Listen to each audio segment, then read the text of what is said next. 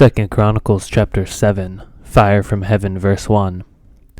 As soon as Solomon finished his prayer, fire came down from heaven and consumed the burnt offering and the sacrifices, and the glory of the Lord filled the temple. And the priests could not enter the house of the Lord because the glory of the Lord filled the Lord's house. When all the people of Israel saw the fire come down and the glory of the Lord on the temple, they bowed down with their faces on the ground, on the pavement, and worshipped and gave thanks to the Lord, saying, "For he is good, for his steadfast love endures forever." The dedication of the temple, verse 4. Then the king and all the people offered sacrifice before the Lord. King Solomon offered as a sacrifice 22,000 oxen and 120,000 sheep.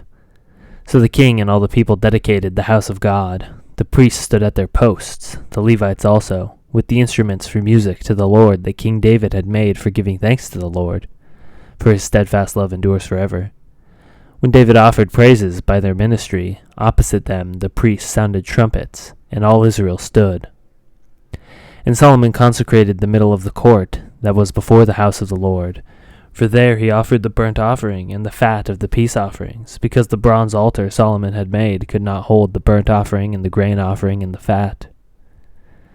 At that time Solomon held the feast for 7 days, and all Israel with him, a very great assembly, from Lebo-Hamath to the brook of Egypt. And on the 8th day they held a solemn assembly, for they had kept the dedication of the altar 7 days, and the feast 7 days. On the 23rd day of the 7th month he sent the people away to their homes, joyful and glad of heart, for the prosperity that the Lord had granted to David and to Solomon and to Israel his people. If my people pray, verse 11.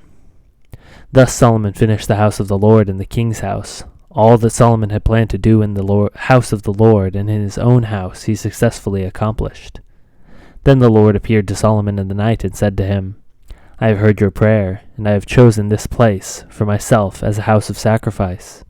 When I shut up the heavens so that there is no rain, or command the locusts to devour the land, or send pestilence among my people, if my people who are called by my name humble themselves and pray and seek my face and turn from their wicked ways, then I will hear from heaven and I will forgive their sin and heal their land. Now my eyes will be opened and my ears attentive to the prayer that is made in this place. For now I have chosen and consecrated this house that my name may be there forever. My eyes and my heart will be there for all time. And as for you, if you will walk before me as David your father walked, doing according to all that I have commanded you, and keeping my statutes and my rules, then I will establish your royal throne, as I have covenanted with David your father, saying, You shall not lack a man to rule Israel. But if you turn aside and forsake my statutes and my commandments that I have set before you, and go and serve other gods and worship them, then I will pluck you up from my land that I have given to you, and this house that I have consecrated for my name, and I will cast out of my sight, and I will make it a proverb and a byword among all the peoples.